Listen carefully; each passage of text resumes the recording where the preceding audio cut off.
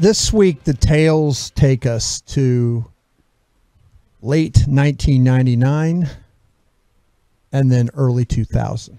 Oh, okay. So this is New Year's Eve. This is New Year's Eve party. It takes us into the night and into the next year. It's going to go. Actually, Jeff, it's going to go from one year to the next. Okay. And it's going to start in 1999 with the Dallas Cowboys and Chan Gailey, right? Chan Gailey, the head coach at the time with the Cowboys. Had a great run with the Cowboys. So you were Green Bay 97, 98. I Philly. I came actually from Jacksonville. At Jacksonville, I went from Jacksonville to, this would be my 1999 would be my first season with the Cowboys, is what it'd be under Chan Gailey. All right. And then, you know, the team, we go 8-8. Yeah, we Attaboy. Make the playoffs. That was the best run of your career, wasn't it? No. Here? I mean, in Dallas?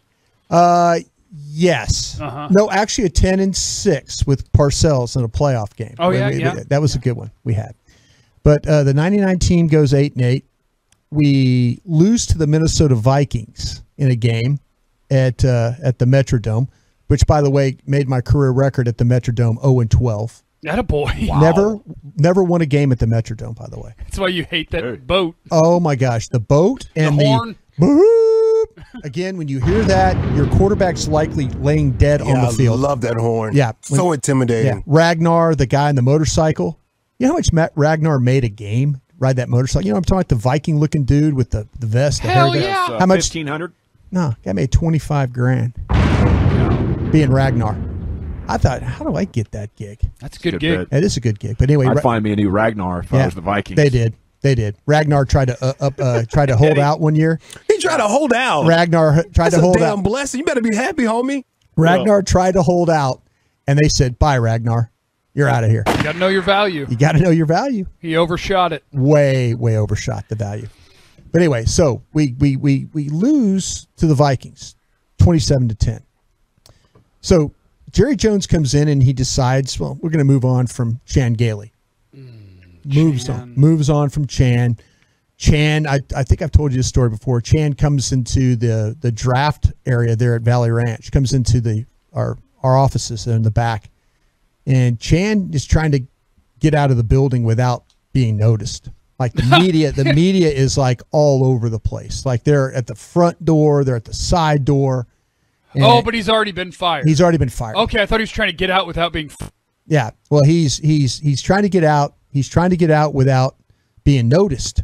You know, media's all over the place, and so he stops by, and Chan never came back in our area, never. You know, so he stops by, and I'm sitting at my desk. He goes, "Look who wants to be friendly now." Yeah, he goes, "Hey, is there any other way out of this building back here?" And I said, "Yeah, there's a loading dock on the other side. What you might want to do is have Craig Gleber go get your car and bring it around over here, and you could just skate out of town." And he goes, "Oh, that's a great idea." So sure enough, that's what he did. That's my last interaction. You still want to answer questions about getting fired? Yeah, he didn't want to. He didn't want to answer any questions. So he gets his car. He gets up. That's the last. Guys, I don't know why they let me go. I thought we had a great year. Yeah, I don't know. You mean to tell me there wasn't a secret tunnel underneath there or anything? No, a bunker for Jerry? No. Like Jerry had ability to pull his car around all the way next to his office. So if Jerry wanted to get out, he could. Oh. But anyway, the real story here is Dave Campo gets the job. Didn't go better for him. No, it was bad. 3 years of 5-11.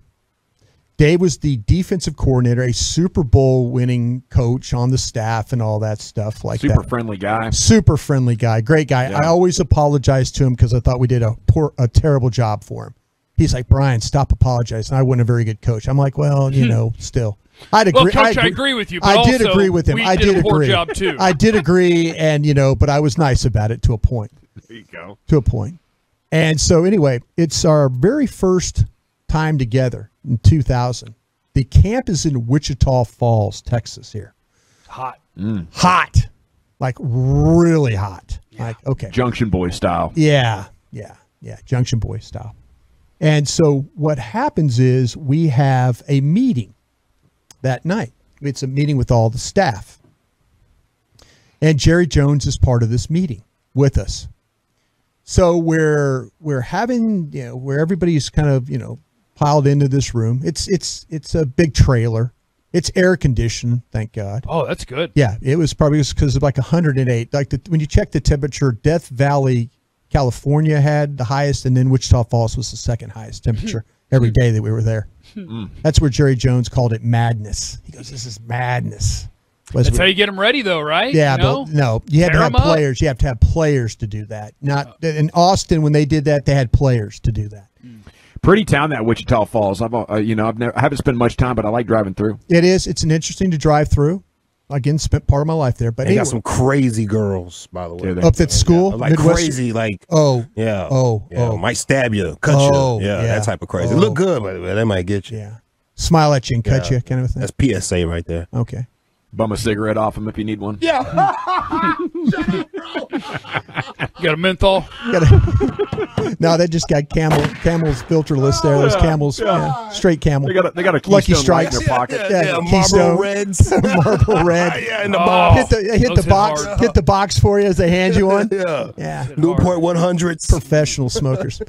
Anyway, we're at this. We're there, Midwestern State University, in this big room, and we're all sitting there. And Dave Campo tries to pull off the "I'm going to be tough" guy. He tries to pull off. I'm going to be the tough coach. Not tall enough. Not tall enough. He's not tall enough. And he's got like a Brillo pad for hair. So he's got this crazy kind of hair, like it's like an SOS pad. You know, when you scrub your stuff. Yeah. And so he's trying to be a tough guy in this meeting. Oh, I like it. And we're all sitting there. You know, Man up, Dave. He punches Broaddus uppercut right in the chin. No, I was sitting over on the side and I was listening to him. I'm like, is it too late for me to get back to Jacksonville? I was having that thought. You know, did I make a mistake coming here? Should I have left for this job? But anyway, this is first camp, huh? The very first camp. So he's talking all tough right now, and he's laying down all these rules. Oh no! All these rules. You're not going to be banging these co-eds at camp. Yeah, not as bad as Tom Coughlin's rules. Tom Coughlin was telling us we can't wear white socks. We can't lean back in our chairs. We have to stand 10 feet apart from each other while we're watching practice. Oh, he was ready for the pandemic. He was very ready for the pandemic. No talking. Exactly. Tom had rules that were nuts. Anyway, Dave is going through all his rules. And he gets this one rule. Jerry's sitting there. Steven's sitting there. We're all sitting there. He gets this one rule and he goes, don't use your cell phone while you're in a meeting. That's his rule. He's saying, he goes. And Jerry's playing Snake on his Nokia right then. No. Jerry's sitting there, and Brick breaker. as Dave is saying, it will be a $200 fine if your phone goes off in a meeting. Jerry's phone goes off. He is literally saying, if your phone, silence your phones, keep the phones under control. If they're going off in the meetings, it's a $200 fine. Ring. As soon as he said $200 fine, Jerry's phone goes off. Well, that's a new rule. You got to have a grace period now. You got to give me a chance to reach out and silence the phone. No grace period. Yet. No grace period. Drop the hammer on him, Dave. Jerry, he's got the flip phone. He's got the flip phone. He's not. This is 2000, so we're not really technology guy. I'm happy he's got a flip phone. No, I mean that. He's got the flip phone, and it's impressive. It really is. Yeah, it's a little flip phone. It's impressive. This flip phone fits in my pocket, boys. Fits right in my pocket. But the phone's going off, and he pulls the phone out of his pocket. Now everybody's stopped. Everybody's looking at each other like, what's about to happen here? Jerry looks at the outside of the phone and sees like the number or the name on it. He flips the phone open. And now he's like, yeah. He answers the phone. I dare you. As he's talking and everybody's watching him. Knock it out of his hand, Dave. No. Grab the wallet. Jerry goes to the back pocket in the money clip. He's got the money clip. He's like, yeah. He rips off two $100 bills and pushes them across the table. Yeah. Uh-huh. Dave is sitting there like, what the hell? But Jerry goes to the clip, pulls two $100 bills out of the clip, puts them on the table in front of Dave, and just keeps talking. That's so good. This call's worth more than 200, Dave. I'm taking this. Everybody is now just dying laughing. Yeah. And like, here's Dave, here's Campo trying to be all, if your phone rings and this. And Jerry looks at him like, nah, not today. I'm taking this call, and I don't care. But to Jerry's credit, he went right to he heard Dave talk. He heard Dave say, it's a $200 fine. Man. And he peeled two crisp $100 bills out of his pocket and slid them across the table. Did he lick his thumb first? No. Lucius. And then grab that money. That thing was stacked. Individually, held them high. Yeah, those things were, they just peeled right off. Did he rub them real hard to make sure they're not stuck together? No. I love when they do that. Those bills were fresh in those pockets, man. There was no bend to them. It was just here. Here's two of them right there. I think that story summarizes Jerry so well. He's going to do what he wants, but he also at the same time doesn't want to offend or belittle anybody. His whole idea was, here's his coach, and his coach is trying to lay down the law and and be all, hey, we're going to. He laid it down. I had to pay a fine. He laid it down. He got me. Jerry just didn't care. He was going to take that call. He's like, Dave, you got it. You got it. Here's your. But I give Campo some credit. You know what Campo did? Took it. He took those two $100 bills and stuck them in his pocket. Okay, now we got to have a charity or something. We can't just be pocketing the money here. Dave put the money in his pocket. So he knew he wasn't going to make it long as a head coach. No, He's like, I got to do a side hustle He made it 3 years. He made it 3 years until Jerry got in his plane. And money in the Campo Family Foundation. Yeah, exactly. Dave is okay. But yeah, he just put them in his pocket. And it's funny, we were the meeting was stopped until Jerry got off the phone. And then Jerry got off the phone, flipped it, put it in his pocket, and he's kind of looking at Dave. He's like, okay, Dave, what do we got? He didn't even leave the room. Didn't even leave the room. The whole. That's cocky. He can do that. I'm paying the fine, and I'm going to sit here so you can't have a meeting. Well, he paid the $200. If I pay $200, I'm still trying to do the meeting, man. Nah, man, I'm. If Campo wanted to man up, he'd have snatched Jerry's phone from his ear and been like, "Yeah, it's a $200 fine, but we ain't taking no damn calls." Yeah, I tell you that. Yeah, $200 and loss of phone. That's right. Goes in the drawer. You can pick it up at 5 p.m. from the front desk. I wish you could have seen everybody's face when that phone rang, and Jerry looked at it, and everybody stopped. So how'd Dave handle it? Did he get embarrassed or awkwardly silent? It was a good icebreaker for us all. Was it? It was the only laugh we had all year. You got drunk for a week on that. Oh no, you got good places to go there in Wichita Falls. You can hang out. Where'd you go to? The Cracker Barrel? Oh no, they've got some bars there. Respect Golden Corral, bro. Yeah, I'm not disrespecting Golden Corral. It's a great place to go at 10:20 a.m. You get a plate of breakfast and you go back for lunch. You get that chocolate fountain thing too. Is pretty good too. Yeah, they got gummy bears. Dave. He just kind of, everybody just kind of laughed it off, It can be tough as a first-year head coach because you kind of want to lay down the law, but if you overdo it, you'll make people lose respect for you. Yeah. Like this guy's trying too hard to be the tough guy, and he's not the tough guy. Well, we've seen that recently here in DFW sports.